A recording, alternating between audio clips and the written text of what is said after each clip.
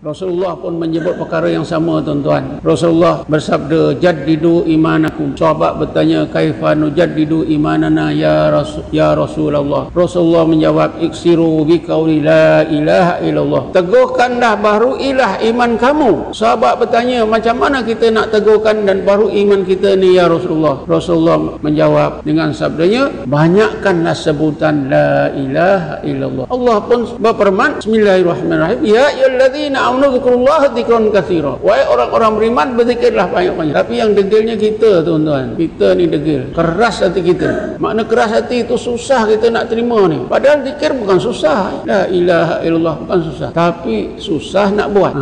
Susah nak buat. Nabi Isa, tuan-tuan pun selalu dengar kat saya cerita Nabi Isa, Nabi Musa alaihissalam. Satu masa Nabi Musa ni menajat kepada Allah, ya Allah, aku ni nabimu, rasulmu, aku rasa amalan aku ni kurang ya Allah, engkau bagilah aku satu amalan yang khusus, yang istimewa, sebagai aku ni, sebagai sifat aku ni nabi dan rasulmu. Allah berfirman, ya Musa, engkau sebutlah la ilaha illallah. Nabi Musa pun mengatakan, ya Allah, la ilaha illallah sudah disebut oleh ramai hamba-hambamu, yang aku mahu amalan yang khusus untuk aku. Lalu Allah berfirman, ya Musa, kalau engkau letakkan la ilaha illallah di sebelah kecil, bumi dengan segala isinya, langit dengan segala isinya di sebelah lagi, nascaya engkau dapati la ilaha illallah itu lebih berat. Hadis kursi ni, tuan-tuan, disebut lagi oleh Nabi Muhammad ketika Nabi Muhammad ditanya oleh Sayyidina Ali, sama saja. Jadi kerana itulah, tuan, kita jangan ragu-ragu, banyakkanlah sebutan la ilaha illallah. InsyaAllah nanti iman kita akan jadi kuat, ketakwaan kita bertambah,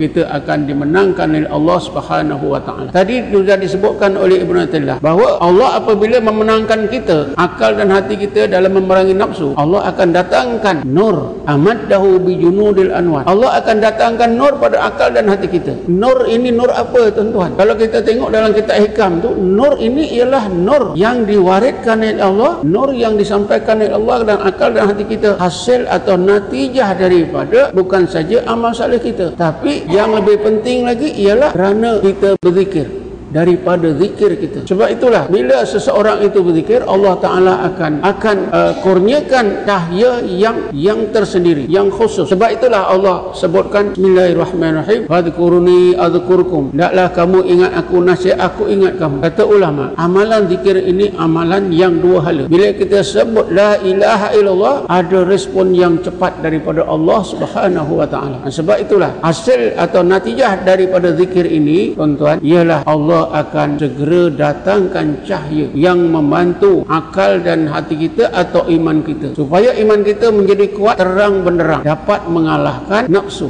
Tuan-tuan dan puan sekalian, selain daripada itu, hendaklah juga kita tahu nafsu ni ada macam-macam jenis. Malam ini saya nak ceritakan jenis yang kedua. Nafsu yang saya ceritakan tadi, dia nak jahat saja, minum arak, apa saja larang Allah. Ada nafsu jenis kedua ni, tuan-tuan, dia tak mau yang jahat, dia mau yang baik, tapi membinasakan kita juga, yang diistilahkan dalam bahasa Arabnya syahwatil khafiyah, nafsu yang tersembunyi. Kenapa tersembunyi? Kadang dia berselindung di balik kebaikan. Nafsu tersembunyi, buat baik. Kalau kita tengok kebaikan ini bukan nafsu, ini lagi ditakuti, nafsu yang tersembunyi, tuan. Nafsu tersembunyi ini dia tak mau yang jahat, berjudi ke, minum arak ke, zina ke, dia tak mau, dia mau yang baik saja. Nafsu yang tersembunyi ini, tuan-tuan, menyerang pada orang-orang yang suka beribadat, orang-orang yang suka buat baik. Sebab itulah, tuan-tuan, di dalam sejarah orang beriman ini, ada satu golongan orang yang beribadat itu yang digelarkan sebagai orang-orang yang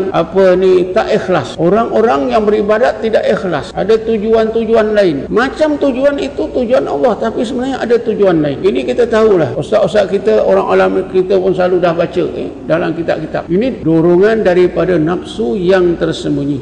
Misalnya, tuan-tuan, bila seseorang itu beribadat, sembahyang, puasa, naik haji, baca Quran, ada niat yang lain daripada Allah, itu didorong oleh nafsu yang tersembunyi. Sebab Nabi Muhammad SAW mengajar sahabat, bila mereka beribadat, tujuannya tak ada lain, Allah saja. Bismillahirrahmanirrahim, wasbir nafsaka ma'al ladzina yad'una rabbahum bil ghadati ghadati wal asyi yuriduna wajha. Ya Muhammad, sabarkan saja hatimu untuk bersama, terus bersama dengan orang-orang mukmin sahabat-sahabatmu yang mana mereka itu beribadat siang dan malam, yang mereka mahu hanyalah Allah. Yuriduna wajha. Bismillahirrahmanirrahim. Walladzina sabru tigha'a wajhi rabbihim. Mereka itu tetap bersabar sepanjang masa untuk taat kepada Allah, yang mereka mahu hanyalah Allah. Sebab itulah kalau ada tujuan-tujuan lain yang dikehendak, siapa yang menghendaki tujuan-tujuan lain daripada Allah, itulah nafsu yang tersembunyi di sana tuan-tuan. Kerana nafsu yang tersembunyi lah ramai orang yang